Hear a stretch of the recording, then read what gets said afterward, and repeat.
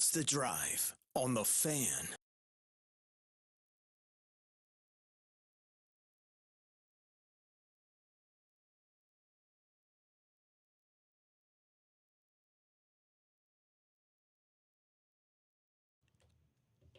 Hey, it's a Monday fun day here on the Fan Sports Network. What's going on, everybody? It is The Drive. The band is back together. The three amigos in studio for the first time in over a week. And the only time this week. Devin, Dixon, Tara Atkin pushing all the buttons. Paulie Ratliff saw some fireworks over the weekend, and he's ready to create some fireworks on the airwaves today. Happy 4th, everybody. Hope you had a safe, happy 4th with friends and family. We were all spending the night together for the most part, although... I was back and forth stage. I had the fam. Paulie was roaming the security gates. Yes. TA had her family and was trying to find something to do. We didn't have really anything for TA to really do, did we? No. I didn't have a ton to do I'm either. at the hydration station. There you go. Yeah. There you go. Kept the cooler stocked. Russell Dickerson put on a heck of a show. I thought he was great. Yeah, I he did was too. very good. A lot of energy. I like the WrestleMania. Yeah, the Tour intro was name, cool. right? Yeah, he Yeah. had some cool moments for sure. Yeah, Paulie went bonkers when he ripped his shirt in half. Yeah, I did. Yeah, Yeah. me and all the 17-year-old girls were Yeah. excited. Yeah. It's good to have you guys in with us here post 4th of July. Here we go, the 6th of July. We're getting closer to, football season. But right now, I actually feel like we're loaded on a Monday. We're going to get the big deal, no big deal coming up in just a second. But let's do it right now since we haven't had the band back together. The best thing from over the weekend that we saw, and it's brought to you by Zag.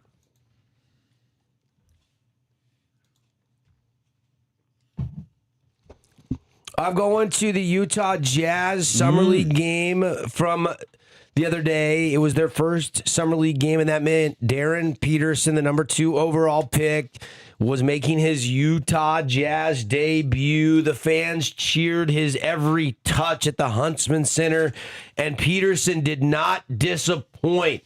This is what you wanted to see in a debut out of a number 2 pick. He scored from all different levels. He scored at the rim. He hit mid-range jumpers. He took step-back threes. He looked remarkable for his debut, scoring 28 points for the Jazz, 5 rebounds, 2 assists. He goes 4 of 7 from three-point land, and he did it all in 27 minutes of Summer League action. Yeah, real impressive, I think, from Darren Peterson for the Jazz fans to get their first taste of him here. And I think he did everything to deliver a great performance. So I know he had a few too many turnovers, was probably pressing a little bit to create plays. But at the end of the day, 28, 5, and 2 is a good line for Darren in his first game. Yeah, and Ace Bailey looked big and fluid. Yeah. He transitioned really well on the floor from the highlights I saw. I wonder how long Ace is going to play in Summer League. I wonder if they're going to All the way pull through him. Vegas. I don't know if they're going to let him. I think he should play, develop him. I mean, 19 minutes is all he played in this game, so he was definitely on a pitch count. Yeah. And he was 4 of 8 shooting, 6 rebounds, and a steal and a block. So 10 points for Ace Bailey. Cody Williams popped in Summer League, had a posterizing dunk. And Williams scored 17 points and shot at 8 out of 13. Filthy dunk in the fourth quarter. Oh, my goodness. So there was some really good things to come out of that Jazz Summer League game as they were pulling away from the Atlanta Hawks. And of course, another game today and tomorrow for the Jazz, and then they'll have a little break, and then they'll be down in Las Vegas later this month.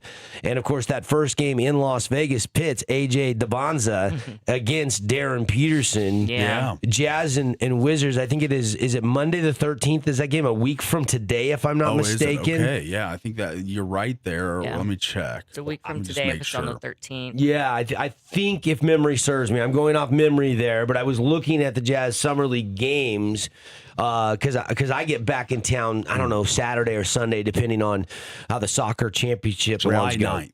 Is it the 9th? Thursday the Oh. 9th. It's this Nice. Thursday. Yes. Oh, so I was wrong. Tip-off is set for 7 p.m. Mountain Time from the Thomas and Mack, Thursday, July 9th. So pay attention take note, as they say in these parts. Utah Jazz, we're getting a little more taste of Darren Peterson later today, but good debut, certainly, for Jazz Nation. Something to get excited about. We haven't had much to be excited about the last 3-4 seasons, and I think this year we're going to see a much funner brand of basketball out of the Utah Jazz if the first summer league game is any indication. I would agree. Paulie, best thing you saw?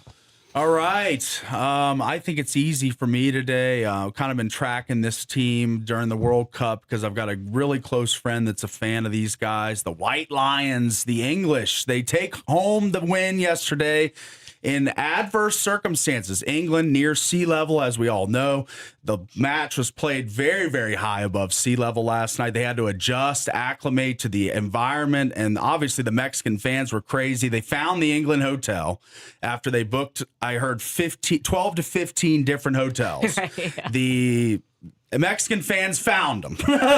And they made it tough for sleep, I bet. They made it tough in the pregame, but once the game started, it was none other than my guy. And you said you weren't impressed by him last game. I remember you saying that. Mr. Jude Bellingham had 2 headers for goals, and Harry Kane, the other star, chipped in a penalty kick for the win. And then after the game, they had their sing-along, which I love. It's probably my favorite World Cup tradition. I love seeing the fans sing Wonderwall. It's a great song. And England takes home the win, and they're my best thing I saw yesterday because that was a tough game to come out on top of. Really hostile environment, plus the elevation made it tough for England, but they win 3-2. They're the best thing I saw. England, that had to have been the biggest win in the World Cup so far because you're on home soil. You're in Mexico. You're playing with a man down. There was a red card issued. You had way more possession. You had way more shots. I think it was shots on goal. I think were 20-6 in favor of Mexico. 20-6. Yeah. You controlled everything except where it matters most, and that is on the scoreboard. The last 20 minutes, I mean, it's sitting there 3-2, and I'm just thinking Mexico's got to find an equalizer, and they just couldn't. You've got to give credit to that packed-in England defense playing a man down. They were sensational. Their goalie was great down the stretch, and England is moving on.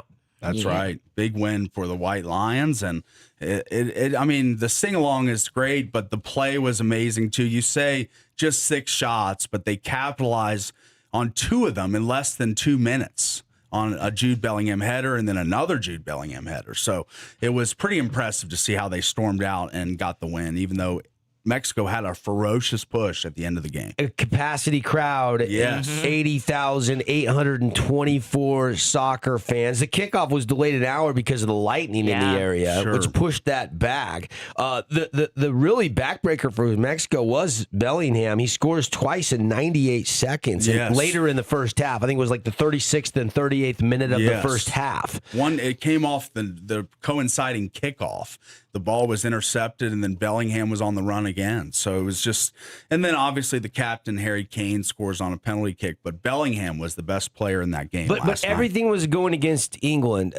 Mexico had been playing so well. They were at home. The altitude, the humidity, the kickoff time, the weather, the delay, everything seemed to be in Mexico's favor. And that's why I say I feel like that's the biggest win we've seen so far. That was so clutch for England to get that W and move on in the World Cup. All right, TA, best thing you saw from the weekend? I am going to go to the Norway game. I have to say Erling Haaland getting a brace is the biggest thing I've seen.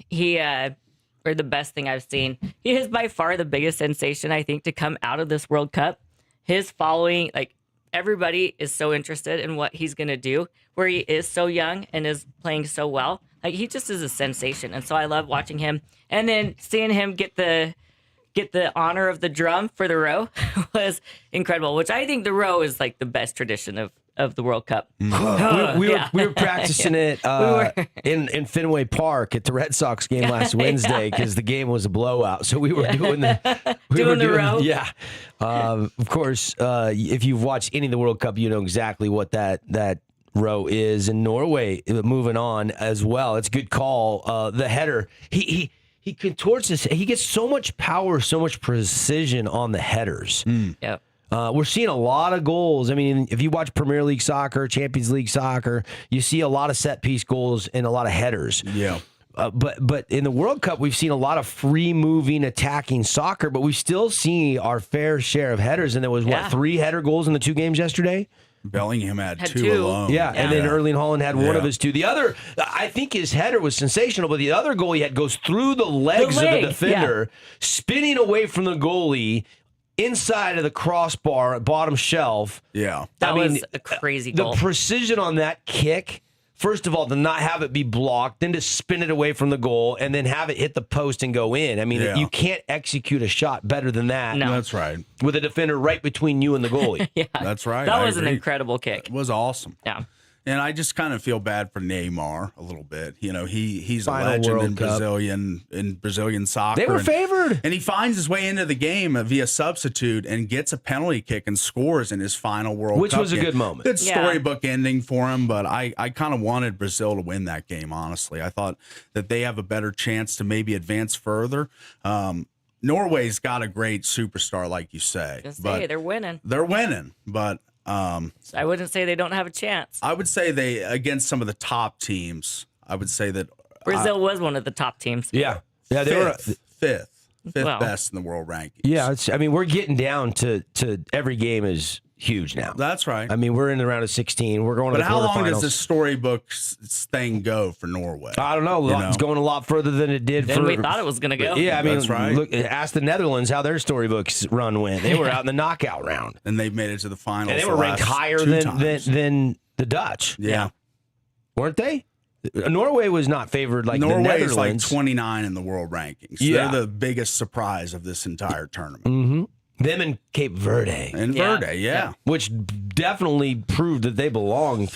Yeah. You're going to get into it in big deal, no big deal, but their goalie, his social media presence is elevated probably more than any athlete in this entire tournament, I would say. Even Holland, like I Front Office Sports has a tweet. I'll bring it up later.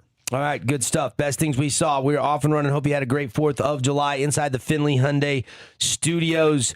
And we'll take a break. When we come back, big deal, no big deal. Only on a Monday, but every Monday. And then we're going to start having some athletes in this summer. High school coaches, high school athletes. But today we're going to have a chance to meet a couple of the new additions to the Utah Tech men's basketball team.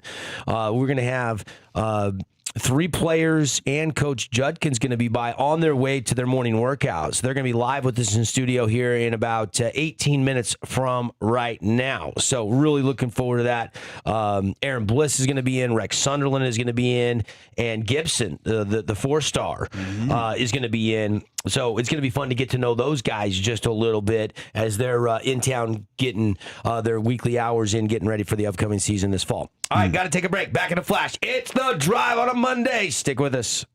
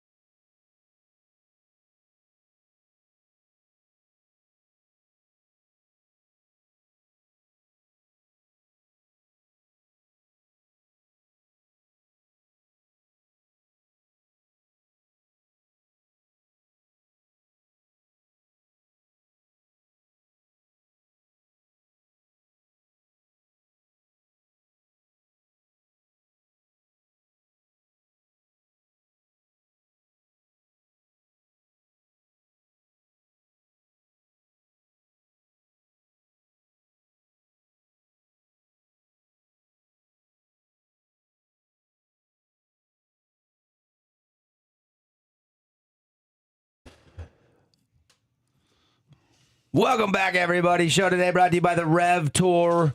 Yes, the Rev Golf Tour. TheRevSTG.com. You can play locally at the top courses. You track your game. You post your scores. You climb the leaderboard. Yes, there's a live leaderboard. You can compete regionally. You can advance to nationals. There is more than just getting out and playing with your buddies. Play for something. Real competition, real results, and different flights, so you're all paired by your ability. Let's get into big deal, no big deal. Let's check some of the big headlines from the last couple of days and break it down for you and tell you what we decipher is a big deal and not so big of a deal.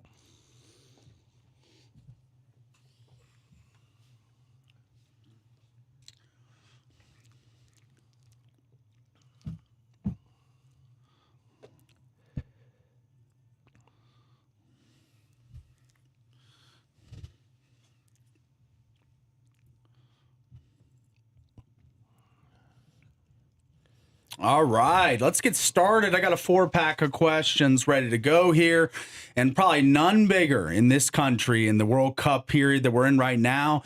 Then how about this? Folarin Balogun is a free man. FIFA has suspended the 1-game ban for a year. He is now eligible to play for the USA tonight, pending an appeal, which I'm reading earlier from The Athletic, that Belgium does have till 5 p.m. to appeal the decision that was made by FIFA. And Balogun is good to go as of now. Big deal, no big deal. The best striker on the USA team activated for the game tonight. 100%. This is a big story. This is a big deal to have him available. I mean, he's been incredible. Yes, scored in 6 out of the last 7 international matches. So if you didn't hear about this story, you have not been following the World Cup, because he was sent off during the 2-0 victory over Bosnia and Herzegovina on Wednesday. I always say that stupid. Why did they add that? I don't know. It's like Herzegovina or something. I don't even know if I'm saying that right, though. I think you're close. Close. But look, we all watched the play. He inadvertently, he's not even looking down. His eyes are up. It was not intentional. It's not malicious. Right. But he does stomp on the ankle as they're kind of boxing for position and possession of the ball. And the red card was dubious because it wasn't called initially. Then they go to the VAR and then they add the red card. And I thought it was way too harsh. I thought so too. I was told that in soccer, intent does not matter. If you commit the foul and the foul is worthy of a red card, then it will be called. Intent, if it's on accident, if it's intentional, it doesn't matter to the referee. So it doesn't matter if it's flagrant or not. You're not going to get the same. If you intentionally, it's the same no matter what. If you unintentionally cleat someone in the back of the calf like he did, that's a red card by the book. So that's why they called it. So, but they showed a side by side of Messi doing the exact same thing. And there was no call. There was no call at all. Correct. So you're not going to red card the the king of soccer. And look, I'm watching the post game after the U.S. win. And yes, there was disappointment from their coach, from Pulisic. I mean, everybody you talked to, they were mad about it. They thought it was too harsh. But they seemed to accept the suspension. U.S. fans, of course, were outraged. Yeah. And a lot of them thought all weekend, for the most part, till yesterday, that we were going to be without Balogun in this game against Belgium. Yeah. And Belgium really wanted him to be suspended, obviously. This comes from the same Yahoo Sports tweet.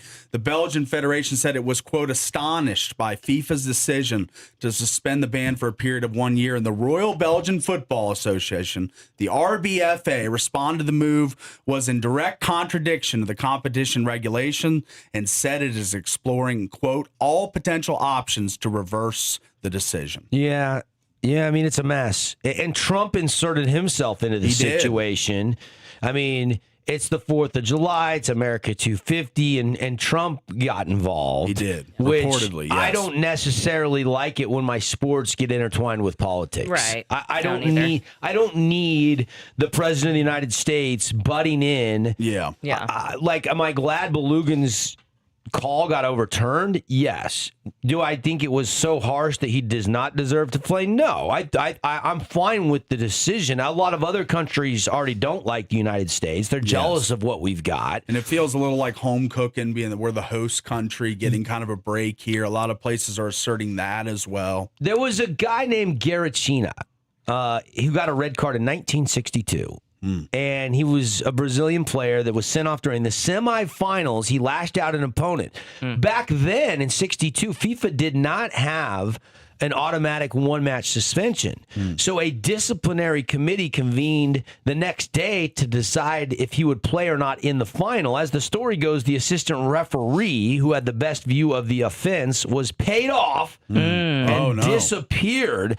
And the president of Chile, the tournament's host, put a call into FIFA urging them to decide against any additional suspension.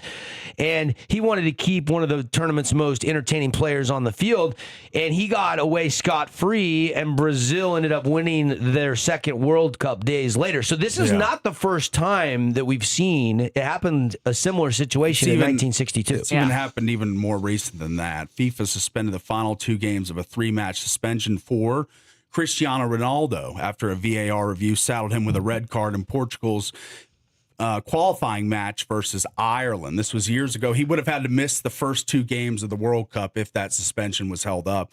It was downgraded from 3 games to 1. And look, do they make these calls? How sometimes. much pull did Trump actually have? I mean, for me to sit here and believe that FIFA is not influenced by Trump, it kind of seems absurd. I mean, if he's putting his name into the mix, he's putting calls in, he's getting involved. What I don't think Trump realizes, or maybe he simply doesn't care, is that I don't know that he's done a whole American soccer fans, all of them, a bunch of favors. I think you put your thumb on the scales like this, and it's going to bite you somehow, some way, someday.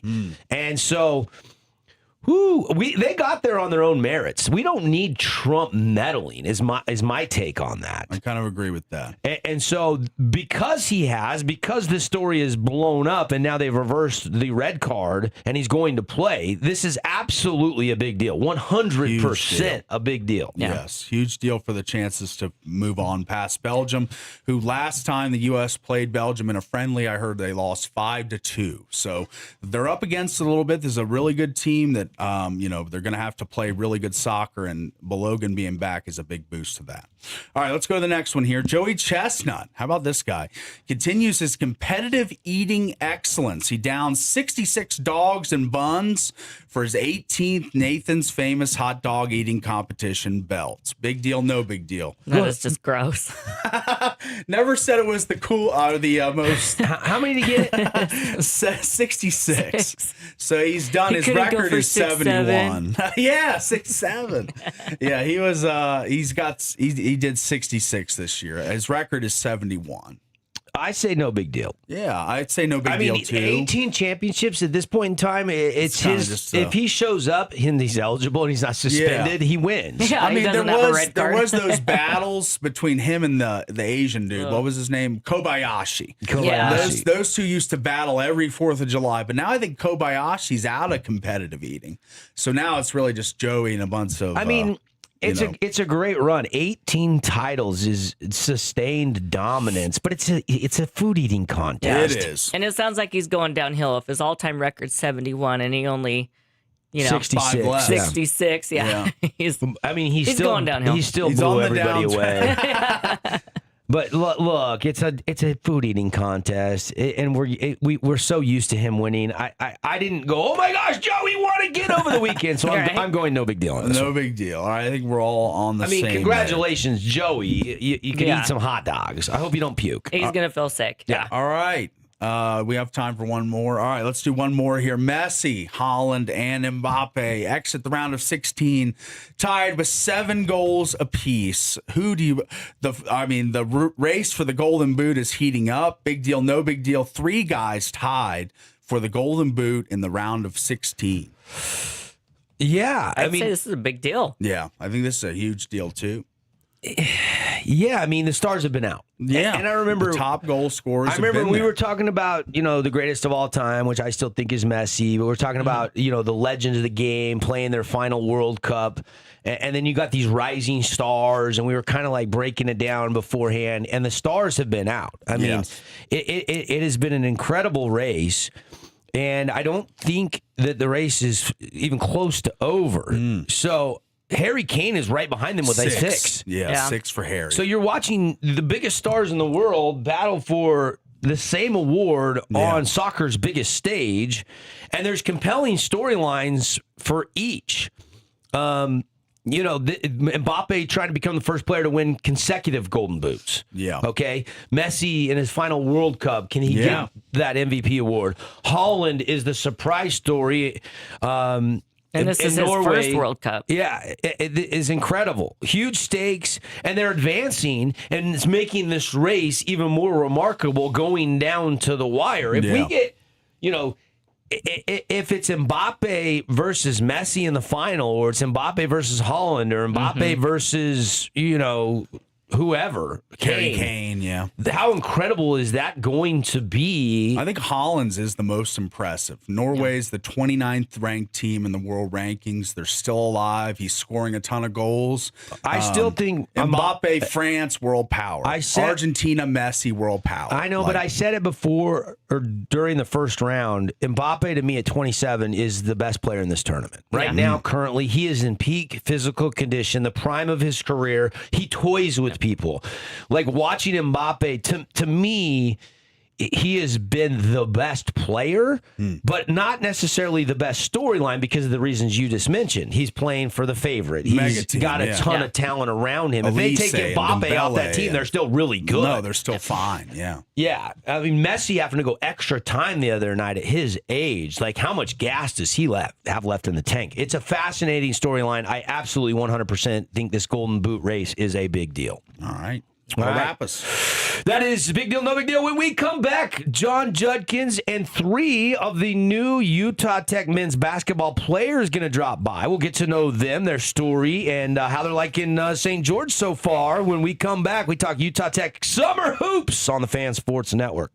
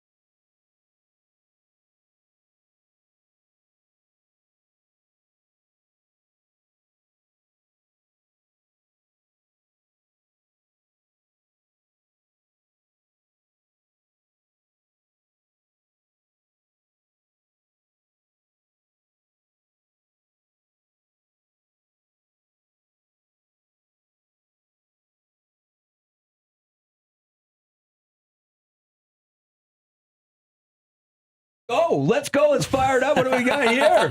King for a day. Okay. Pierce the veil. We got to get revved up here. Man, we're cruising through hour one here. Here's the veil. And we are live, and we got some very special guests in studio. We're going to get the chance over the next, 3 or 4 weeks to get to know a lot of the newcomers, a lot of new faces. I mean, the college sports look has changed. Recruiting has changed. Guys are in and out. We're seeing whole rosters overhauled every year. Everybody's pretty well aware of that. And this year you only have, I think, 4 people back on the Utah, which is probably more than a lot of universities' rosters if you start to break it down. But we remember Baylor turned over every single player. Was it 2 years ago? Yeah. They didn't have one single player back on their men's basketball team. So we've got 4 back, but we do have a lot of new faces, and we're looking at 3 of those new faces, shining, happy, smiling, pre-practice faces here. And we've got Christian Gibson, who's a big-time recruit out of Houston. We've got Aaron Bliss, who's a transfer from Snow. And then we've got who I think is going to be the next grinder of this team, Rex Sunderland. I'm watching him in practice. He's got a little he's going to take Chance Trujillo's role on this team, I think. He's going to be the hero. We're going to have to find something that rhymes with Some that, wordplay for that. Yeah. Tara liked it, Rex, when I would say the hero Chance Trujillo on the broadcast, which he had a couple game winners, and that's what she's alluding to. Let's start with Rex. Rex, tell us your story. Tell us how you like St. George so far and where you were before you got recruited here to come play for Juddy. Yeah, so far I'm loving St. George. Yeah, a little closer. So, no, I'm definitely loving St. George. Last year I was playing at Stonehill College on the East Coast, just outside of Boston, actually, 30 minutes. Oh, nice. I was just there. Yeah. Before that, Didn't visit Stonehill, though, while I was there. Yeah. It's all good. So Small campus. Small campus. 2,000 people was the enrollment, so small school. Okay. A little different than here. But yeah, before that I was at University of New Hampshire for 3 years. Loved it there, but I think I'm really excited to be closer to home. I'm from Kaysville, Davis County guy. Went to Davis High nice. with Chance Trujillo, obviously, and The darts. Yeah. He's younger than you, though, right? he's a year older than me. He's actually. older than you. Yeah. Okay. But yeah, super excited to be here, man. Loving the weather. It's been amazing. I tell these guys, I joke about it. I feel like I haven't seen the sun in 4 years up in the Northeast. So, Right? I'm loving it. I can't get enough of it. So. I don't know what you're talking about. I was just in Boston. It was the second hottest day since 1911 last Thursday. Since 1911 is the key word. I It's saw not that on the usually that warm. newscast, and it was 104 degrees and 70% humidity, and I'm sitting by the pesky pole with no shade at Fenway, just roasting. There you go. So I must have caught the only sunny day in the. You No, did. the summers out there, they're warm, but once you get to the fall, winter, it's a lot different there than it is here. Sun goes down 4:30, 5 o'clock. Yeah. Ooh, it's a little cold. bit different. So What was the recruiting process like? Obviously, we're glad you're here. Juddy's glad you're here, but take us through what it's like going in the portal, trying to find a place to play and transfer. Now this is your 3rd school you played for. yeah, no, I went in the portal going into my last year, so I was in the portal last year as well, and I kind of knew. Obviously, I wasn't going to make a decision based on one thing alone. It's kind of an overall fit, but the biggest thing for me was coming back closer to home, being on the East Coast for 4 years. It was kind of a fun adventure, but I think I was ready to come home, be closer to family, and Utah Tech. Coach Schroeder hit me up in the portal, and we went from there. So now I'm here. Happy to be here. Love it. Rex Sunderland. Describe your game to our listeners. What are they going to see on the court this fall? Yeah, I mean, I'm a guy that I am always going to play hard. Super competitive. Just want to win. Do what it takes to win. I feel like I can fill a couple different roles, whatever the coaching staff needs me to do. I'm pretty versatile in that sense. Pass first guy. Love getting my teammates involved. Playmaker, facilitator. And then I really take pride in defending, and locking people up. So that's what you're going to see from me. Just want to win, trying to fill gaps, do whatever Coach Juddy wants me to do. So let's bring in Aaron Bliss here. Do you have any questions for Rex, Paulie? Yeah, Rex, you've obviously played at 2 other stops. Do you believe the level of basketball and what will be the Big Sky this year is the highest level you've played against, or do you think at UNH it was a higher level of comp? I'm not. It's hard for me to answer that question. I think the America East is probably a higher level of basketball than the NEC, where I was at last year at Stonehill. Stonehill, we were Division I, but in the NEC. So I don't know. I don't have an answer to that question. I guess we'll find out and we'll see. But Sure. excited about the opportunity. Absolutely. All right, let's bring in Aaron Bliss, Snow College. I was playing for Coach May last couple seasons. Oh, it was great. I mean, Snow College, great place. He from Utah. Coach Andrew May, he knows what he's doing. We made some good historic runs down there the 2 years I was there. Number 1 in the nation 2 years in a row. So no Nice. complaints. No complaints. Yeah, came up a little short in the tournament. That didn't sit well with Twice. you guys. I know.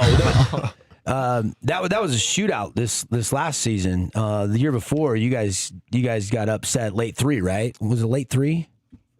Oh, it was the first game. Yeah, The first game? First game, second round. We had to buy the first Yeah. round, but they hit almost a half court buzzer beater to That's win by right. 1. Oh, Yeah. yeah, heartbreaker. Dang Yep. it. Smooth transition down the freeway to St. George, and Lemke comes with you, so you got a teammate, and Yes, he's sir. got some roots here. Is he showing you where the good eateries are and stuff in Oh St. yeah. George? Yep. Absolutely. I love having Kyle down here with me. Because I'm and then- sure he can't cook. No. Yeah, I don't think I've ever seen Kyle in the kitchen. Maybe period, ramen. so- Maybe Never. he can make ramen Not even noodles. for ramens. Yeah, a cup Yeah, of no. noodle. Oh man, what are we going to see from Aaron Bliss? Obviously, with your height, you're going to play the 4 or the 5. I'm assuming, right? What's the coaches recruited you here for? What have they told you about your role on the team? I mean, I'm a pretty versatile big. I'm 6'11", 220, but I can move. I can guard smaller guards, and I think defensively is where I pride myself for sure. Kind of like Rex said, like I take pride in not being scored on, and that's something you're going to see on the court this year. I love blocking shots. I love getting rebounds, especially offensive boards. I'm all over the glass. Yeah, nice. I mean, I've always been a hard worker, and I guess I've heard coaches say it's a high motor, and so that's how they've described it. And I feel like I have a pretty high motor, so I'm just going to Good. give it my all 100% of the time. And working with Coach Schroeder and Coach Juddy, I just really think my offensive game is going to improve this season, and we're just going to go dominate and win that Big Sky Conference. So I love it. Awesome. Yeah. I love it. Let's bring in a guy that probably is going to talk more offense than defense. We got 2 defensive stoppers here, and I'm Yeah. sure, Christian, you like hearing that. You're like, okay, you guys pass the ball to me. Right? We'll get it done. You guys block, I'll shoot. Christian, you had some big offers, 4 stars by your name. You chose to come here to St. George to play for Utah Tech. I'm curious behind the process and recruiting for you and how you landed here. Coming out of September, I originally committed to UCF, and then I was committed to them for my whole senior year. And then towards the end, when it was coming to sign, some things fell through. And then once I ended up announcing my decommitment, I had a few schools on my line, but Coach Morris had actually followed me on Instagram, and then he ended up just DMing Sliding me. into your Yeah, DMs. he slid into my DMs, and I was like, okay, cool. Like, obviously, it wasn't as high as my other schools, but I'm obviously not going to downplay a school because D1 is D1. So I texted him back, and then I eventually got on the phone with him that same night. And, he was basically just telling me we have a great group of guys coming in. He just wanted me to add on to that piece. He wanted me to be able to contribute, make an immediate impact on the team as a freshman. So I liked everything he was talking about. So we eventually, me and my family got on a Zoom call with Coach Judkins and the whole rest of the coaching staff. And we really felt like it was the most genuine out of all the other coaches, getting to know Coach Judkins, a little bit of his background and the other coaches. It was really comforting for me and my family. So after that, we just ended up taking a visit like 2 weeks after that probably. And then, we ended up just committing after the visit. So it was a great experience. Christian Gibson from the Houston area, right? Yes, sir. And what do you think of St. George so far? I mean, you got Actually- to the Gunlock Rodeo. You've Yeah. seen everything that Southern Utah has to Yeah. offer already. Yeah. I actually like it a lot. I didn't expect it to be like this because this is my first time being in Utah. So when I think Utah, I think cold and so when I first got here, I was like, it's pretty hot out here. I was like, and I'm not a fan of the heat, even though I'm from Houston. I always tell my teammates this all the time. I said I prefer Houston heat over St. George heat because it's crazy. Like, the normal heat out here is like 102. Like every time I look, it always says 102, and I'm like, bro, this is insane. Like It's a dry heat, though. Yeah, I'm like, you don't have the humidity. I'd rather be in humidity. I'd rather be in humidity. I don't know what Yeah. it is, but Your lips are always yeah, chapped and yes. stuff here. Like It's I've the worst. used yeah. the most Vaseline in my life, but I mean, I like it a lot though. Me and my teammates, we always go to the lake, cliff jump like every weekend. Nice, I've been out every weekend just doing something, exploring the city of St. George because my first time here, and I just want to get the full experience. But I'm loving it a lot for real. I love it. Love it. You've arrived when you get to go wake surfing behind Juddy's boat. Yeah. That's when you know. I'm sure he used that on You the mean recruiting. Devin's boat, isn't he? Isn't Juddy buying your boat, Devin? Yeah. He keeps talking about it. I love it. I love it. What are fans going to see from you, Christian? Tell us about your game. Obviously, I'm not downplaying the defensive side. Defense is very important, but the fans are gonna, y'all should expect a lot of scoring and me making the right reads on offense and just being a very versatile player on the court, whether it's playing the 1, 2, or 3, and just fitting into the team the best way I can possibly can, so we can win as much as we can and hopefully win out the conference. Me and Paulie slipped down to practice the other day, and I thought for a group of guys all coming together with it within a couple of days, I saw a lot of high fives. I saw a lot of communication. I thought for early summer camp, you guys look like you guys got some chemistry building. Yeah. It's definitely a lot of team chemistry. There's no egos. Other people don't try to get in the way of others. We want to see everyone eat. If someone does good thing in practice, the opposite team doesn't, we still, clap them, pick them up and all that. So it's just stuff like that. So it's great. So on the Nike EYBL circuit, which I know you played on, Yes, you were sir. probably on a team with a ton of talented players. Yes. Is this group, do you feel the talent that you've already seen in the early summer workouts and stuff like that? Is this core like one of the more talented teams you've played on? Definitely, for sure. The team I was on EYBL, it was definitely a talented team, but the EYBL was so talented, we wasn't considered the best. You know what I'm saying? So I had to do most of the work. And that's not to downplay my other teammates, of course. They were great as well. But, I was expected to do way more. And here, I could see myself not having to do as much because all of the players around me are great. And I was talking to my dad about this yesterday. I was like, I actually feel like I can do more, like on the defensive end. Now I don't have to do so much on the offense end. Sure. I could finally just spot up and shoot. I don't have to always come off a ball screen and do everything, make all the reads. I could rely on Rex to come off the screen. I could rely on Mark to come off the screen and make the right read. So it's just a good feeling that I have more freedom and like not all the eyes are so much on me. Not and so much on your plate and on your shoulders. You can be like a complete two-way player. Yeah. So it feels a lot more. I feel a lot more like free. Yeah. So I like it a lot.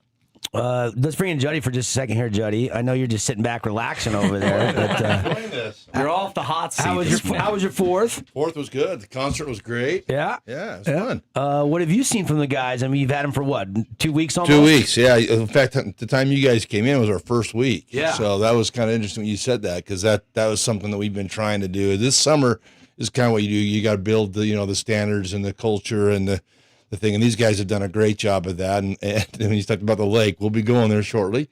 We have some activities to continue to do. It's always today. fun. Yeah. The problem is we only get the 8 hours. 8 hours a week is just crazy with the NCAA. And you got to count boating towards those 8 hours? No. The NCAA Thank is goodness. really cracking down. No, we don't do that. Thank goodness. We can do activities like that, but just skill work and weights and conditioning, we only get the 8 hours. And so we got a lot of free time. That's why we went to the Gunnison Rodeo and had some fun. So Do you make guess. these guys wear a helmet when you pull them on the tube?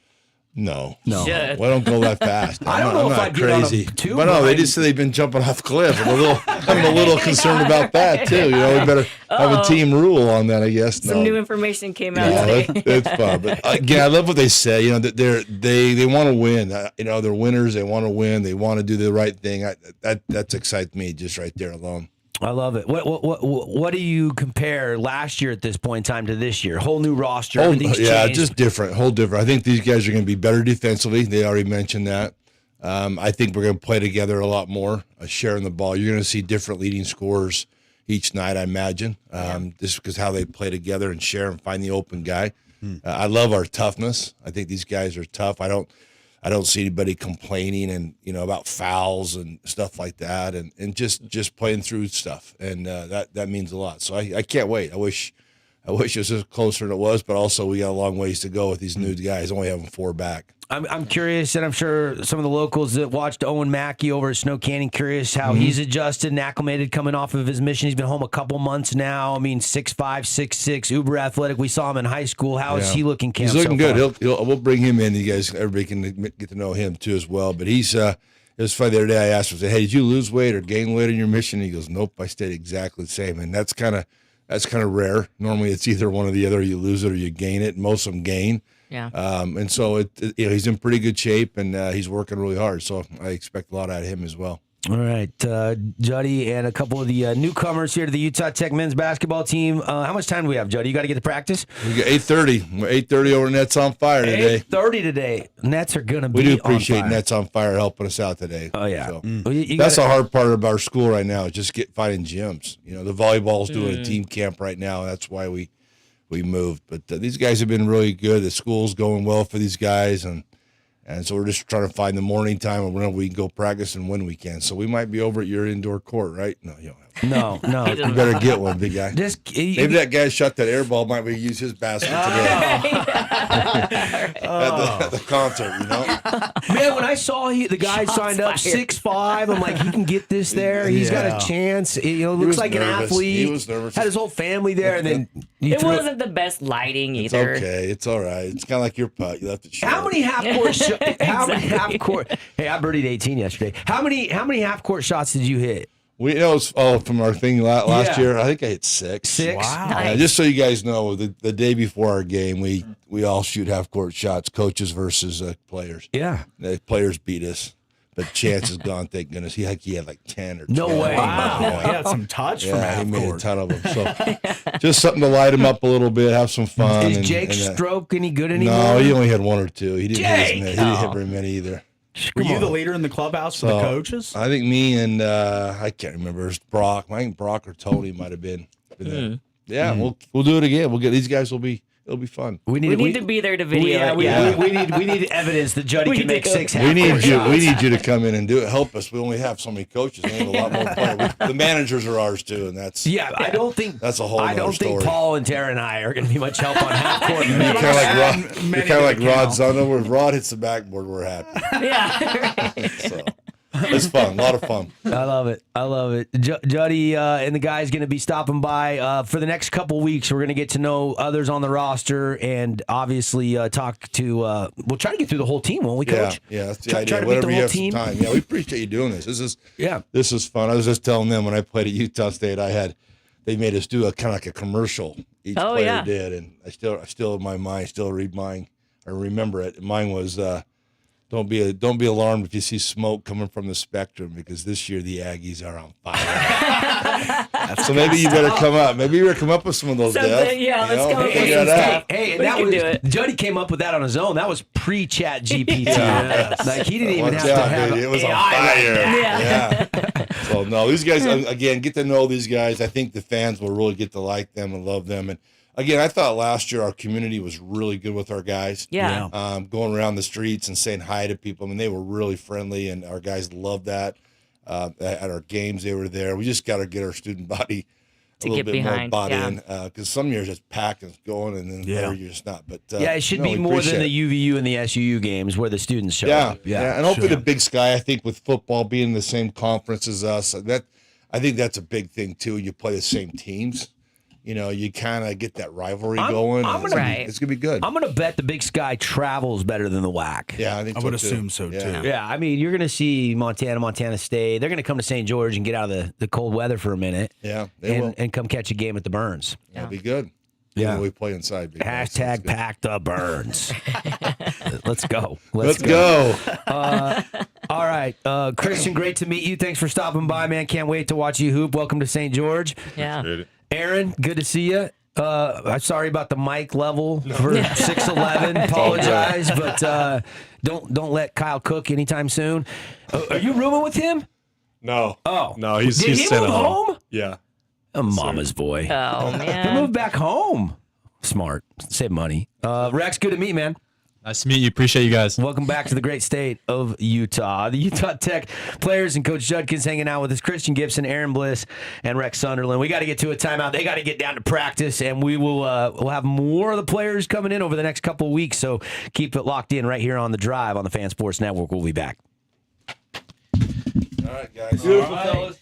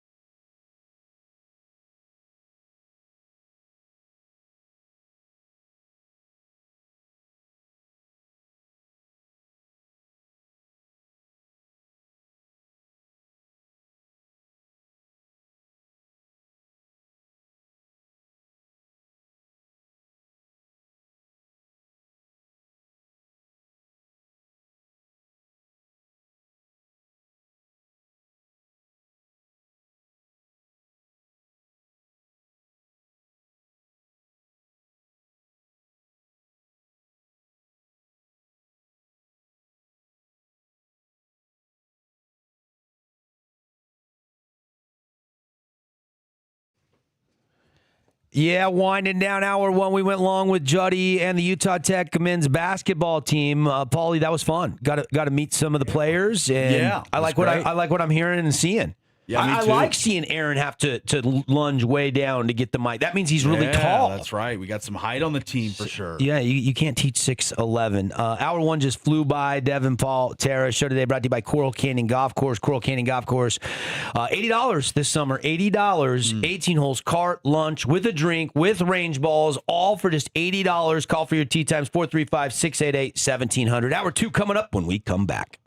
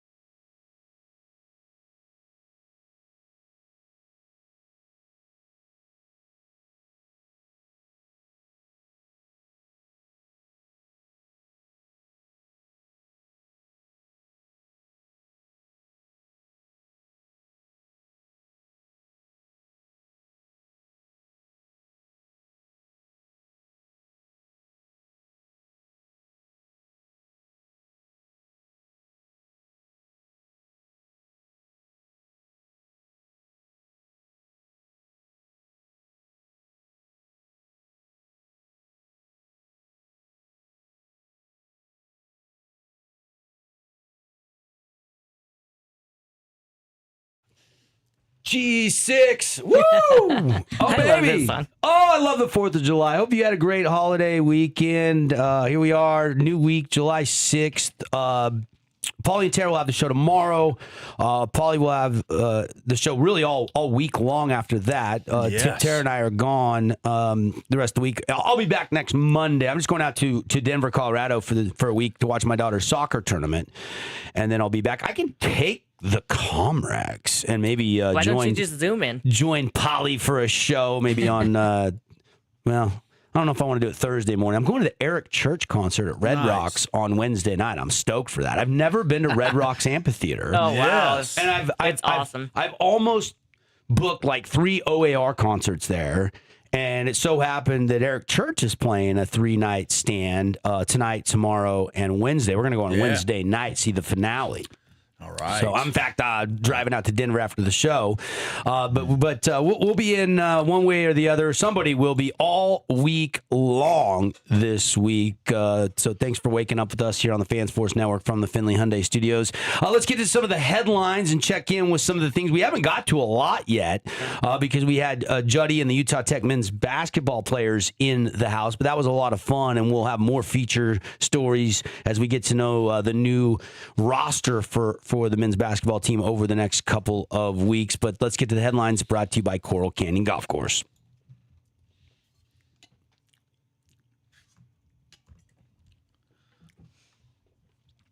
World Cup has been tremendous. Of course, England beating Mexico last night. Incredible game. Yes. Harry Kane. Harry Kane scores a goal, a couple headers, and 3-2, the final. And the big story is USA tonight, 6 o'clock against Belgium, and Balogun is going to play. Mm-hmm. And controversial, yes. Red card lifted. They'll push the one-game suspension to another international game within the next year, I guess, or a year down the road. They're punting us down the road. I'm sure Belgium fans not happy. They might be drinking some Fat Tire. Yes, and the Belgian football, the Royal Belgian Football Association has confirmed that it is going to put in an appeal for the eligibility for the upcoming match. Yeah, which is tonight at 6 o'clock, so they better move quickly. Yeah. That's right. I'm assuming it's the only appeal on the FIFA's docket today, so they'll dive in and get that one taken care of. All we really know right now is that yesterday FIFA suspended the red card for Valerian Balogun, and that happened against the Bosnia match in the round of 32. So he is back available. In a statement on the website, FIFA said, by operation of Article 27 FDC, the implementation of the automatic match suspension for USA player Valerian Balogun is suspended for a probationary period of 1 year. Now, ABC confirmed reports that President Donald Trump made a call to FIFA after the win against Bosnia and said, hey, will you go review that, please? Yes. Trump celebrated the red card reversal shortly after it was announced, posting on his social media network, thank you to FIFA for doing what was right and reversing a great injustice, the quote from President Trump. And I've said often over the years, I don't like it when my sports and my politics get intertwined. We've seen it. We see it a couple times a year, in fact. The Athletic reports the Belgian Soccer Federation and the U.S. Soccer were both asked to submit arguments to FIFA Appeals Committee by 8 p.m. Eastern Time on Monday, July 6. A ruling is possible before the game is set to kick off at 8 p.m. Eastern Time, but Belgium hasn't received any guarantees that it will. So we're kind of left hanging in the balance with this one. Yeah, it's gonna be interesting to see what happens the rest of the day. But as of right now, Balogun is planning on playing.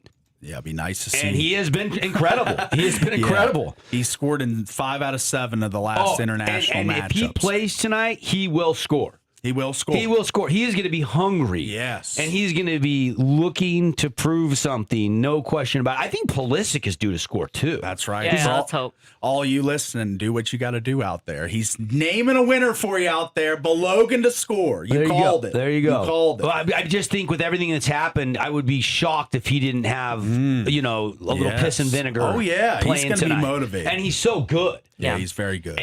And how lucky are we that his mom had this pit stop in New York and give birth to him because she couldn't. She was too pregnant to fly back to France, so they had to stay. And he was born on American soil, and that allowed him to come play for the USA because France is loaded. Yeah, Could you imagine if he's not on France's team? He wouldn't even start for France. Is the speculation? Wow. I mean, even seeing him play and as good as he's been for us, people are saying he wouldn't even start for France. Yeah. Logan plus 150 to score. Well, a he goal. plays the same position as Mbappe. Yeah, he wouldn't So play over him. So yeah, I mean, unless you move him to the wing. So in the quarterfinals set so far, France and Morocco. That matchup is set. Norway and England. That matchup is set. The Argentina-Egypt winner will play the Swiss-Colombia winner. Of course, the United States-Belgium winner will play the Spain and Portugal winner. So we are getting right down to 4 games, and the quarterfinals will be set. Portugal and Spain is a great game as well. That one kicks off in the early window today. And I was watching the last game Spain played. Lamine Yamal is the best teenager in soccer right now. That dude is electric with the ball in his, at his feet. I mean, he made so many plays. He didn't score, but he had 6 or 7 chances, and I think he is electric. He'll be someone that not only does Portugal have to worry about, but if Spain advances and we play him, we got to worry about that dude. All right, other headlines out there. Let's go to golf. I was locked into the John Deere a little bit because Zach Blair, had the first round lead, was in the final group on Saturday. But kind of faded a little bit. Chris Gotterup got hot on Sunday. Zach needed one more hot round. Gotterup ends up winning it by 1 over Max Homa. He shoots 9 under par yesterday to take the John Deere Classic. Zach started the day 1 shot off the lead, and it was Glover, Hodges, and Ben Coles playing in the final group, and Zach Blair was playing in the second to last group. Only shoots 1 under 70 yesterday. Ends up top 10 finish for Zach Blair, but he drops down 6 spots and ties for 9th. It's an interesting conundrum that Zach Blair is in because he finished just outside the top 125 again. He's trying for the 3rd time to lose his card and regain his card. Yeah. He's actually right there flirting with the top 20 on the Korn Ferry Tour, and he's trying to break through on the PGA Tour, and he's playing kind of a split schedule. And, of course, the top 20 on the Korn Ferry automatically get their card for a year. So a lot of people think Zach, more important how he plays in the Korn Ferry events than actually how he plays in the PGA Tour events. But great story. The Ogden, Utah native, the former BYU Cougar, was in the mix, got a lot of TV time over the weekend. He was driving it straight. Yeah. The first 3 rounds, he putted incredible, but he has to settle for 16 under par, tie for 9th at the John Deere Classic. All right. I think this is where this story finally ends. The NFL Players Association and quarterback Brendan Sorsby will not be pursuing litigation after the NFL's decision to not hold a supplemental draft this year, according to a memo sent to all 32 teams. Instead, Sorsby will shift his focus to preparation for the 2027 NFL Draft. So the guy that's lived in courtrooms for the last 2 months, 3 months, not going to pursue a lawsuit against the NFL. I thought that was interesting. Yeah, and obviously it's been quite the ride. I don't know that it's the worst thing in the world for Sorsby. Lay low for a year, just train hard, try to stay off DraftKings, FanDuel, Poly Market, Kalshi. Yeah, just because you've gotten caught on the books, don't go to these prediction markets. Same thing, Brendan. Same thing. Yeah. Exactly. All right. NASCAR. They were at Chicagoland. They hadn't been at Chicagoland for 7 years. NASCAR back in Chicago, and our guy Chase Briscoe. Yeah. Nice. I like Chase. Who we got to talk to. What was it before the spring race at Las Vegas Motor Speedway? He's a good dude. He ends up taking the checkered flag and winning at Chicagoland. So, all right. Baseball kind of ruled supreme on the 4th of July with, all 30 teams playing on Independence Day. It was a good day, baseball. Yep. Yep. I had a blast at Fenway Park. That is a really cool stadium. Yeah. I soaked it up. I We enjoyed saw some it. videos. It looked like you did. were having some good time out there. Yeah, it was hotter than the 4th of July. Yes. On the 2nd of July, Yeah. when we were at the game. Holy smokes, it was hot and humid sitting out there by the pesky pool. But had an absolute blast. I'm not going to run down all the scores from over the weekend, but there's some interesting pennant races that are really starting to heat up. And we're coming up on the All-Star break. And right now, the storyline for me is like, I don't think the Mariners even have an All-Star. I mean, Nats got one. Nats do. Yeah, Well, that's James who Wood. I watched. I watched the Nats James Wood is destroy money. the Red Sox. Yeah. CJ Abrams, he's probably a star in that game. I think they won that game. 10-1. 10-1, yeah. 10-1, yeah. The Nats are scorching. That's why we joined the right field ralliers, and we're just having some fun. That's right, the right field ralliers. Tarps off section. Tarps off section. Yeah. There was more USA soccer chants in the stands than Red Sox chants. I'll tell you Yes. that much. Red Sox having a terrible year. All right, I got one more headline. This broke like right after I ended the show on Thursday. I was doing the solo show, and this would have been a talking point during that show. The NHL's all-time leader in career goals has decided to return for the 2026-27 season, his 22nd with the Washington Capitals, announced last Thursday, like I said, after the show broke. Alex Ovechkin has signed a one-year deal with the average annual value of $4.25 million to join the Capitals. I couldn't be happier. So that's my headline. And you got any more, go ahead. But I just wanted to get that one in there. I did watch a little bit of tennis. In fact, when we were in New York City last week, it was cool. So we're walking down to Central Park. Yeah. And you got to get to the inner part of Central Park, and it's a huge park. It's like the second largest park in the country. You can't Big walk. parks. Yeah. You can't walk it, really. No. And right in the middle, they had a Wimbledon watch party with, restroom, beer garden, at an actual tennis court. I think I sent you a picture. You did. And it was pretty cool. I saw Osaka upsets the top seed, Sabalenka. She served great. I watched a little bit of this match yesterday. Yeah. And, the Americans have not fared very well so far. I think Coco's still alive on the women's side. But Shelton got upset. He was the 4 seed. Tafoa got upset on Saturday. So the Americans, and he was like Francis, yeah, thank you. There was some upsets on the men's side. So the red, white, and blue not exactly tearing it up over there on the grass at the All England Club. Yeah, that's right. All right, those are anything to add, Terry? Any other headlines we missed? No, I don't think so. Got the World Cup. The Summer League Jazz get their first win. Darren Peterson dropped 28 on Saturday. Ace Bailey had 10. Cody Williams chipped in 17. They play again today. And then again tomorrow. And then that wraps up and concludes Salt Lake Summer League. They're playing those games at the Huntsman Center because, of course, the Delta Center is getting the renovations for the Mammoth. Ryan Smith's phase 2 of the arena remodel. That's right. If you will. And so we'll keep tabs on that. I'm sure we'll be tracking Jazz Summer League over the course of the whole month. Of course, it was fun to have John Judkins and the Utah Tech men's basketball players in. We had Christian Gibson, the 4-star recruit out of the Houston area.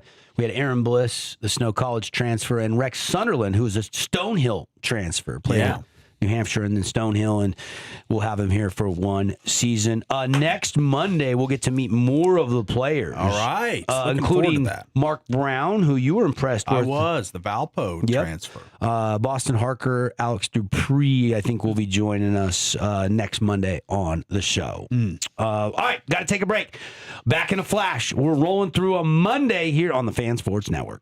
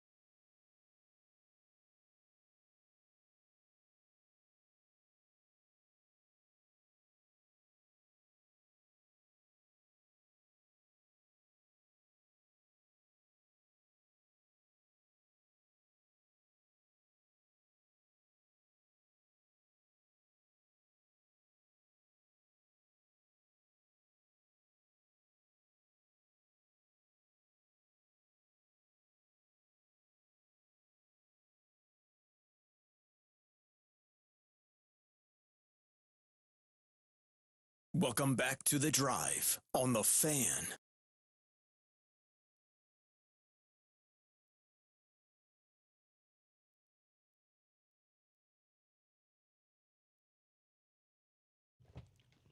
Hey, we're kicking it here on The Drive. I've really enjoyed the World Cup, and it feels like with the USA game against Belgium and the Balogun red card reversal, it is the biggest story in sports. I mean, you go to The Athletic, Yahoo, you go to ESPN.com. In fact, right now, ESPN.com, the head story, nobody benefits from FIFA letting Balogun off the hook, not even the U.S. men's national team. That is the headline story right now. We've kind of had some time yesterday to soak this in. I talked to some guys. I was playing a round of golf yesterday, and one of my buddies is a pretty big soccer fan, and he's like, it didn't warrant the red card. I mean, and he kept going back to like when you still shot it, like they did in the VAR, it's clearly he steps on his ankle, lower leg. But when you watch the video live, it's completely incidental as they're both just boxing for the ball and his eyes are up and it's not intentional. You can clearly tell that. So it has drawn a lot of controversial talk.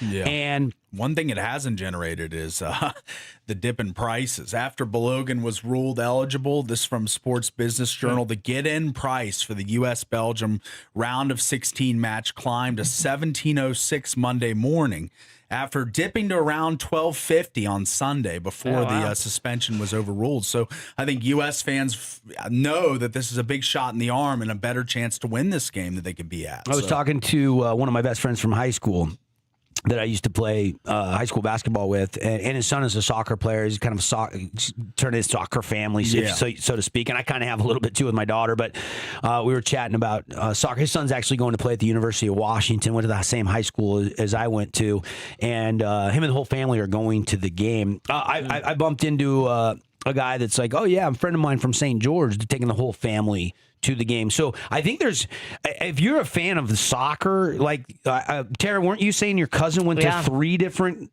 USA games already? And they're going tonight too. They're going tonight too. They flew out Saturday for Seattle. They decided last minute they had to be there, so they're on their way. They're there. Yeah. Yeah. But obviously this appeal process from Belgium's football club. Yeah. And, we're going to be watching The Wire all the way up to pregame show and the kickoff. I think FIFA would be better served to hear this appeal and knock this out by 2 or 3 o'clock and put this to bed, hours before the game. I think it's the fair, because if they are going to reverse it. Yeah. You need to give the USA plenty of time to, adjust and see who you want to, start in Balogun's place. Do you think that this appeal process will change anything? Do you think we will see a reversal. There is so many stories and so much controversy surrounding this, and this is a lot of people are talking about how this is not a good look for the U.S. and it hints at the U.S. benefiting from special privileges. This is a dangerous precedent to set because now what happens if Messi or Mbappe gets a red card in the games to come? Will they be given immunity and be allowed to play? It's a scary notion. Well, I think that's kind of the point, though, is that Messi has kind of committed the same crime and wasn't given a red card. So I think this was actually the correct decision. Maybe the way that it came about wasn't the right way, but I still think it was the right decision. But what happens if it happens again to Messi or Mbappe or Harry Kane and they get a red card? I don't think we have to worry about that. They kind of get privilege. Yeah. They do get a little Yeah, star but why does treatment Balogun not get it? because he's not at that level. Yeah. He's been great. He has been. He He's been has, the best but- American. He's probably the best American, but where does And he? we're just as Where far do we- along as these teams are. I know. Yeah. Well, I guess one more win for One England more and France. win. But Yeah, there's an article here titled "The Balogun Saga" on the BBC. So this is a English news outlet, the BBC. Correct. And the headline is it's a story about alleged favoritism and American arrogance is the title from that writer. Yeah, and that's what where a I lot don't of the world is perceiving this as. Well, We're because getting home Trump made a cooking. call. I know. And the world he thinks shouldn't Trump have is gotten arrogant. involved. He should just let FIFA handle it. I don't know if he swings the decision, maybe, but Do we know how involved he actually got? He placed a call. That's So all we know. that's all we know is a phone call. asking them to review the red card. yes. Yeah. And because at FIFA first could have said no. They could have said that. well, at first we thought there was an appeal process. Then the story came out there is no appeal process, and then you find out there actually is an appeal process. So it's been very confusing how this has been handled all along. To be quite frank, The only information about Trump's involvement, I got this from ESPN. He made a call to FIFA after the win over Bosnia-Herzegovina last week to ask FIFA President Gianni Infantino to review Balogun's red card. Trump then celebrated the red card on Truth Social, saying thank you for FIFA for doing what was right and reversing a great injustice.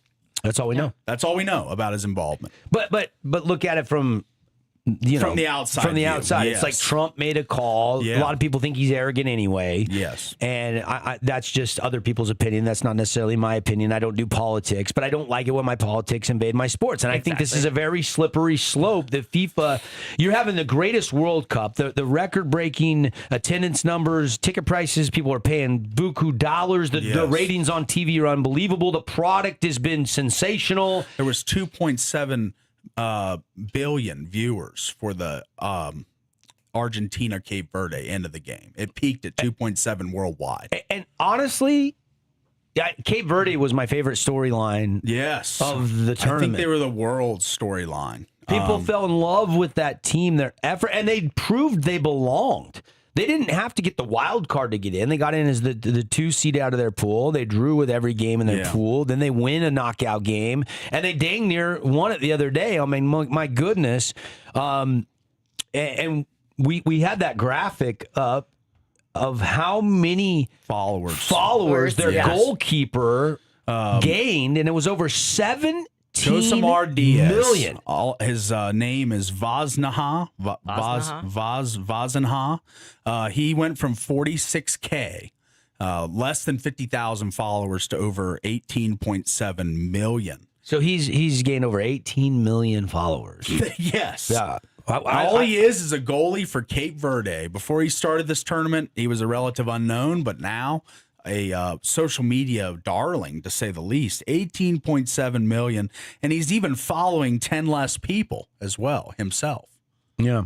Wow, who's those 10 people that got cut who got unfollowed? Jeez. Probably people hitting him up for money or something. Who knows? Weirdo sliding into his DMs. Yeah. Yeah. Yeah. Look, I mean, back to the Balogun thing. Yes. I mean, So, I thought the 100 and- decision to give a red card was incorrect. Yeah, I did too. But the VAR process, they actually only use slow-mo and still pictures to the referee on the field. So they didn't show the live video. Yeah. And so that's been well documented now. And so real-time footage, if the referee would have saw it, it might have just been a yellow and not a red. And that's kind of what, in my opinion, FIFA has reviewed this and felt that it was incorrect. Right. And I don't disagree with that. And I'm glad Belugan is going to play. I don't think what he did was intentional to hurt a player. I don't think it was a dangerous play. He was fighting for position with his eyes up. Right. And he stepped on his lower leg, his ankle. Just incidentally. Yeah. Yes. And- Intent, like I said earlier, intent, this is from the Doesn't FIFA matter. rule book. Intent does not matter for the vast majority of fouls in FIFA rules. A foul is judged by the action and its effect, regardless of whether a player meant to commit it. Yeah, but there's a caveat in there. The vast majority. Right.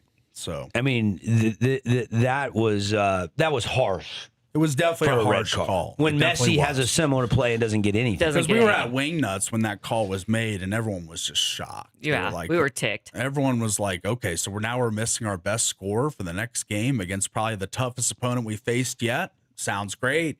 Not. And look, if you're Belgium and you're the Belgian Federation, you have to challenge the Yes. decision. You're playing great them player. next, and you're getting ready to face them without him. And now all of a sudden, as of yesterday, he's available, and you're kind of caught in limbo. So I understand that they would appeal this. Yeah, they're grasping at straws. They want him off the field. What is the percentage that this gets changed again? I think that it doesn't get changed again. I'm going to say that it's probably an 80% that he goes tonight. Tara? I'm going to say probably 80 to 85% that he still goes tonight. Yeah. I mean, that's my hope. I mean, I don't know what. You sound closer to 50-50. Well, I don't know what Belgium's argument would Is gonna be be. other than just the rule, right? You're just like, wait a minute. He was given a red card, and now he's not? Yeah. Yeah. Which is precedental because there's been 189 red cards in the history of the FIFA World Cup given out. Only 2 have been revoked or have been overturned. So the first one was the Brazilian The one in 62 that I was talking about earlier. that you were, yep. And then now him. Yeah, Now it doesn't Belonga. happen very often. Or Yeah, Belogan. the And that- Ronaldo one was in a qualifying match. So Yeah, that it was wasn't actually in before the World Cup. Yeah. So that Garincha from Brazil is the first one. Pochettino now has his top striker available, though. Yeah. And he's got 3 goals in the tournament. Yes. And there's no injury. He's in peak physical condition. Like, this is huge for the red, white, and blue because Belgium is no slouch. What Yes. is the line on the game tonight, Paulie? Belgium is the favorite. Belgium is the favorite. Slight favorite. Okay. Okay, but before Belogan was Let me reinstated, what was the line? Because I think they were the heavy favorite before this came out. Yeah, that's probably true as well. I'm going to see the line movement over the last 3 days and see how it's moved. But right now, if you were to take the USA, obviously soccer 3-way money line, so it makes it a little harder. But now, wow, I'm wrong. With Belogan reactivated to qualify, which means after penalty kicks, after extra time, you get all that built into your bet. Just to advance. Just to advance. Minus 130 for the U.S. Wow. Plus They have 105 to Belgium. That was not that way 2 days ago. Yesterday, yeah. By the way, there's some breaking news in the aftermath of the England upset win over Mexico last night. Jordan Henderson, who left the game, Yeah. landed Brutal injury. the Brentford midfielder. He is going to miss the rest of the World Cup. He's going to have wrist surgery. Oh, it's a blow. So England will be without one of their top midfielders. Yes. The rest of the way, according to some breaking news right now. I mean, I almost wish we had the World Cup more than every 4 years. Yeah. It's kind of like the Olympics. Right. I mean, you have the Winter Olympics and then you have the Summer Olympics. So, and I know there's other tournaments for soccer, but not of this magnitude. This has been, and I remember how much fun it was 4 years ago, but this has got to be one of the greatest World Cups of all time if we continue to trend in the direction we've been trending. Well, people like to see when the stars shine in any sport. Well, you know? but the games have been close The games and have competitive been and PK But thrillers. I think the mega stars performing at the highest levels, that obviously adds to the intrigue of the World Cup. You've got 3 guys with 7 goals, all mega stars of the sport. You've got Harry Kane with 6. And Vinicius, who bowed out, had 5. Like, there's a lot of guys that were contributing to the hype of this World Cup. And look, if you look at it from that perspective, FIFA wants Belugan to play. Yes, another star on the field. And if you believe in best on best, you want it the best on best. You want to see how you stack up. I mean, if you're going to win a World Cup, you're going to have to beat some really good teams in the next 2-3 weeks. Yes, like the best of the best. Or what do we get? 12 teams left as of today. Yeah. By tomorrow night, we will be down to 8 teams remaining, and we'll be heading to the quarterfinals. That's right. The top 8. It still feels like France, Spain, Argentina are kind of 1, 2, 3 in the power ranking pecking order right now. Yeah. Is there another team that you guys think could be a dark horse to win this thing? I mean, are we starting to buy Norway as a legit chance to win it all? Win it all. I don't know. I don't know to win it all. Well, I'm not going to count them out, though, against England. Take away France. Let's see. The odds go. France is the top favorite, Correct. plus 170. Argentina, plus 425. England at third, plus 520. Spain, fourth at plus 550. Then it drops off big time. Portugal, plus 1400. Norway, plus 1700. And the U.S.? U.S. is sitting at plus 3,200, down from 3,500. So people taking action on the U.S. Can they win it? I don't think so. I think it's really fun, the run they've been on, but like some of these teams are just loaded with star talent across the entire lineup. I remember saying before the World Cup started that if the U.S. made it out of the pool play and made it all the way to the corners, it would be a very successful World Cup. I think it's already been a really successful World Cup. Yeah. I think it already has. Yeah, because of how but when do we start believing this new young squad can actually win it? Like, you don't sound like you believe that. I just believe in probably 3 more teams ahead of them.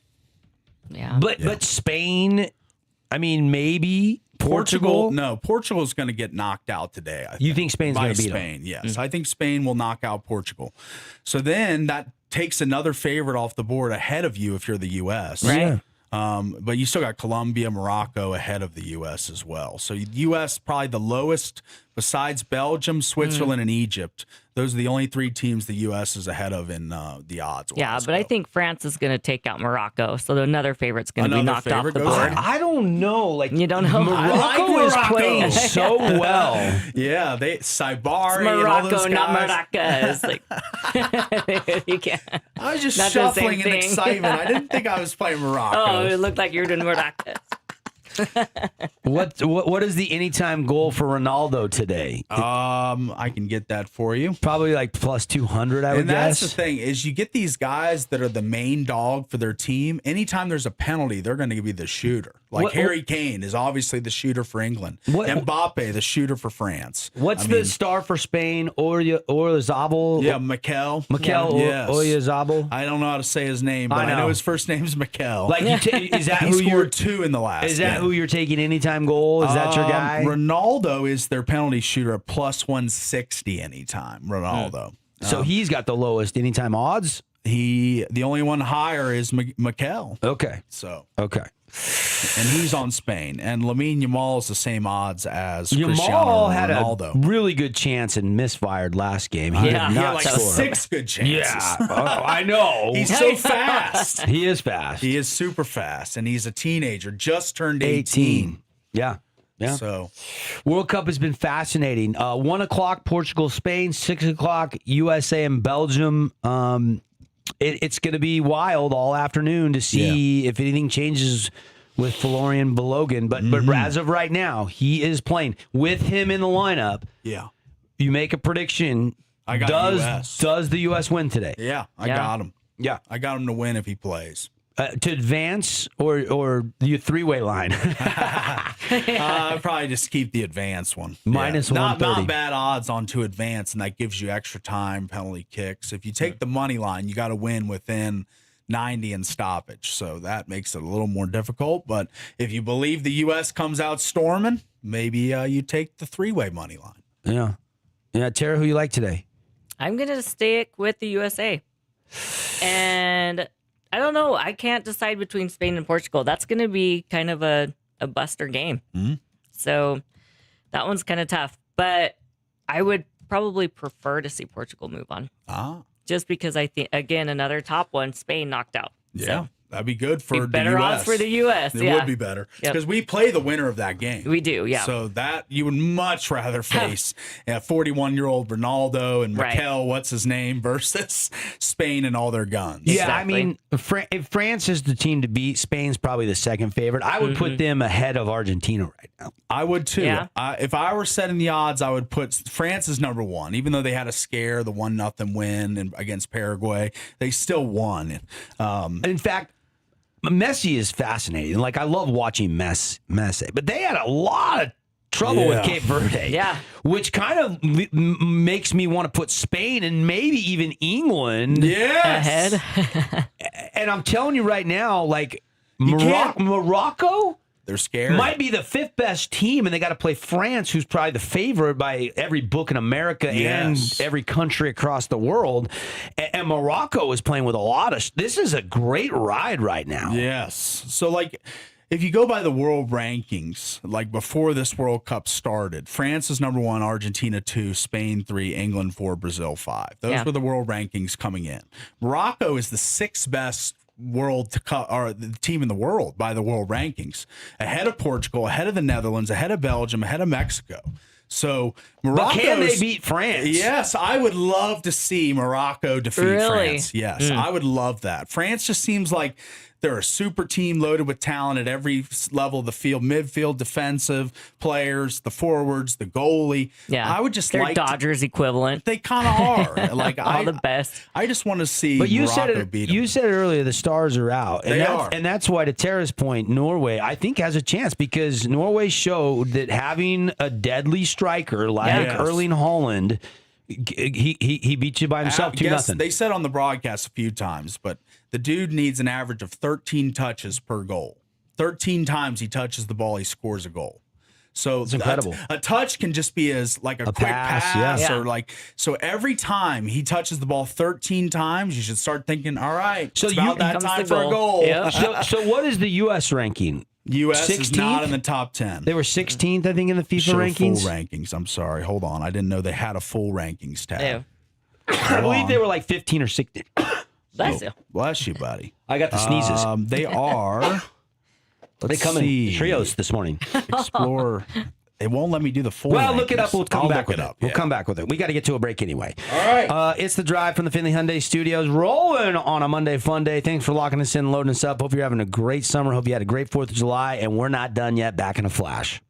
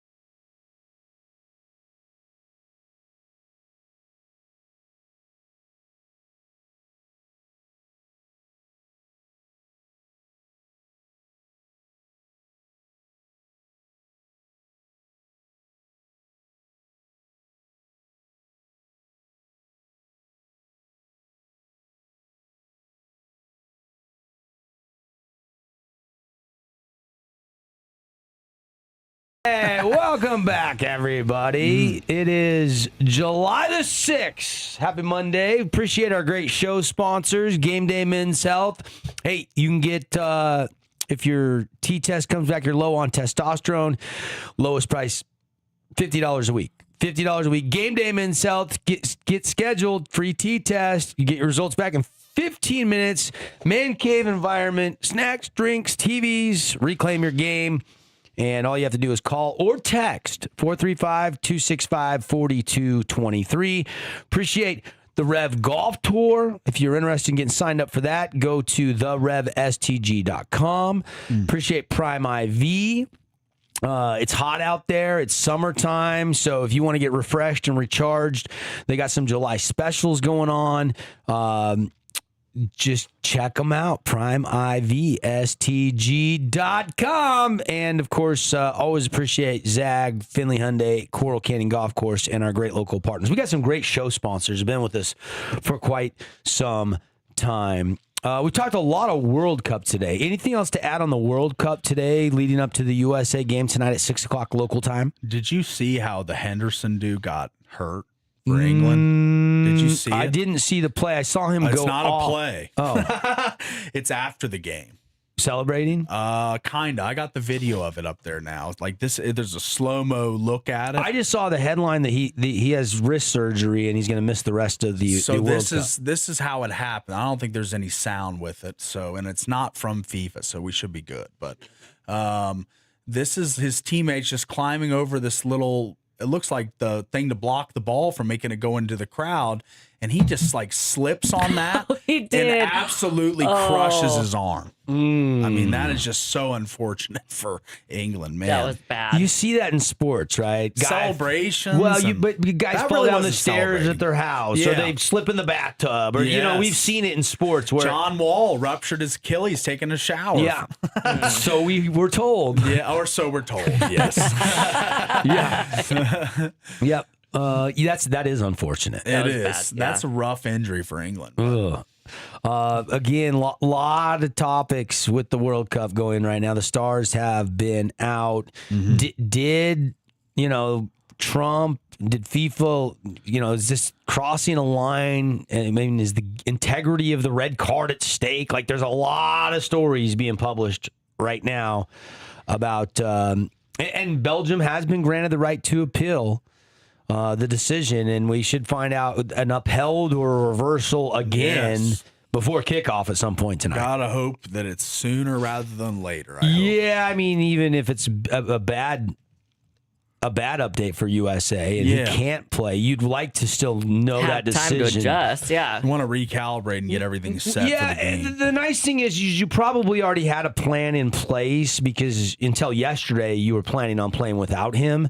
So you're just reverting back to that plan. I don't know how much it changes, but you still would love to know, and I'm sure Belgium would like to know. Yeah, what It- they're planning for. I mean, the guy's got 3 goals Yeah.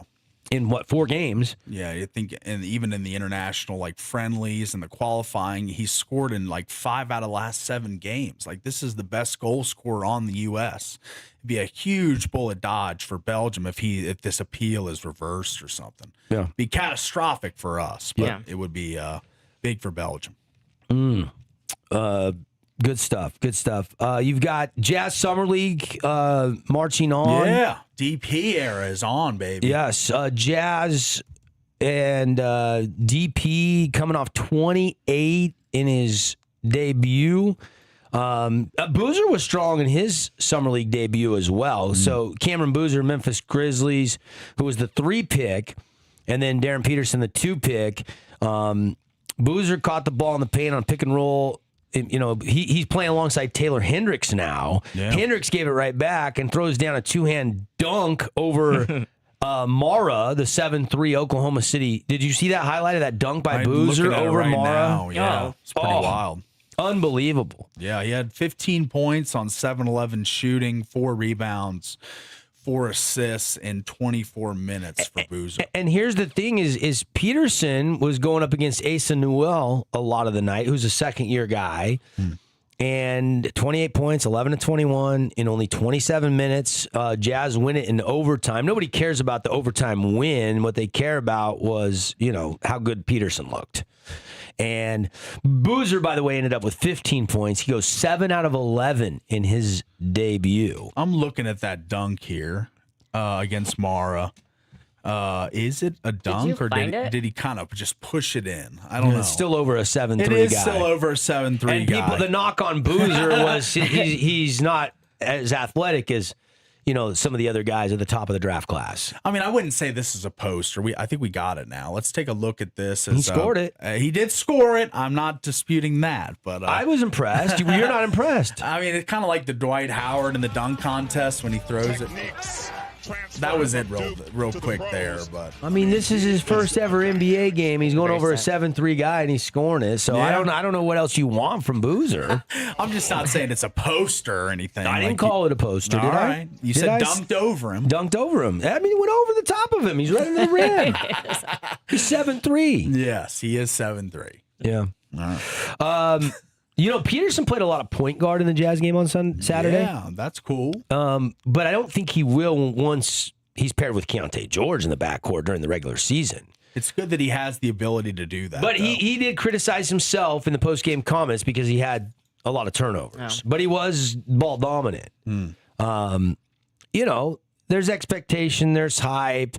The offense was there, but the turnover is something that he's going to have to clean up. So that's what I'll be watching for, to see 8 turnovers. Can he knock that down to 3 by the next game? He's going to have 3 or 4 in a summer league game. Yeah. When you're a rookie, That's right. you're going to make some mistakes. think Guys he are going to had gamble on 5. defense. Didn't he have 5 turnovers, I believe?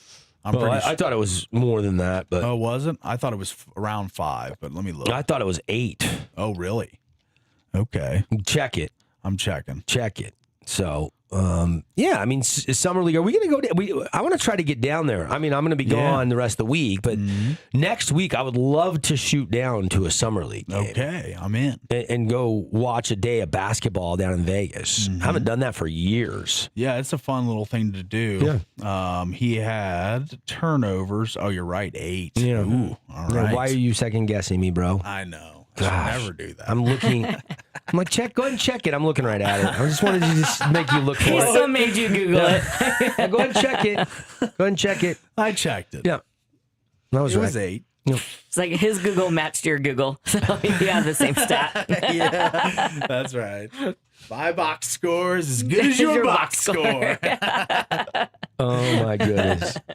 All right. Well, we got 2 games in World Cup action today, one being the big one.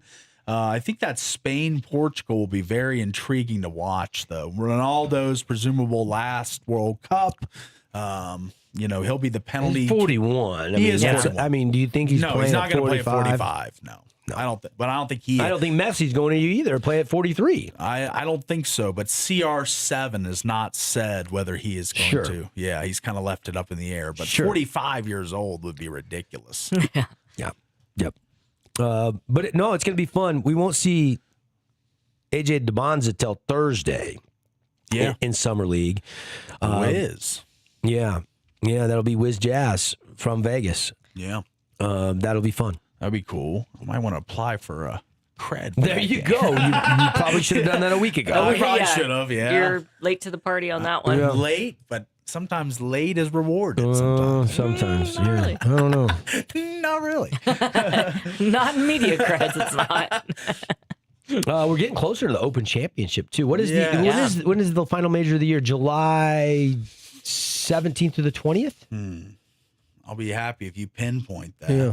The Open. July.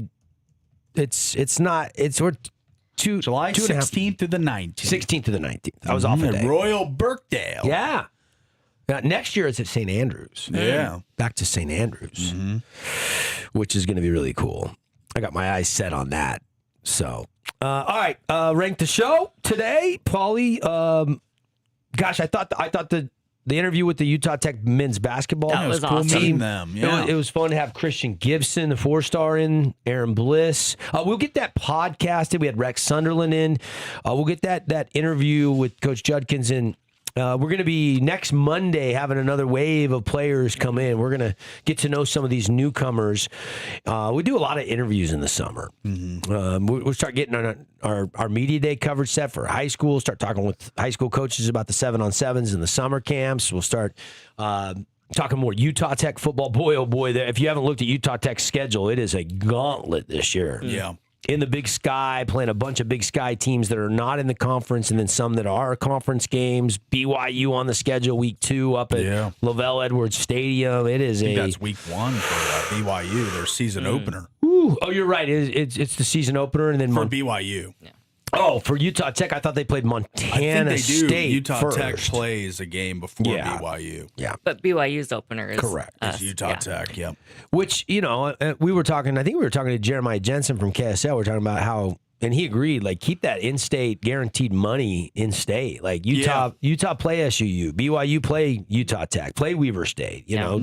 Utah State play these 3 FCS schools. Yeah. I think every other year it would be great to see at least 2 in-state matchups with the little guys and the big guys. Yeah. And then give them $500,000 for That's playing right. you. Sometimes it's more about the payday than the competition level of the game. I think we remember with the Rising when he came back, played SUU in that first game of the season. It was like 59-6 or something, So sometimes these games get away, but the payday is good. Yeah.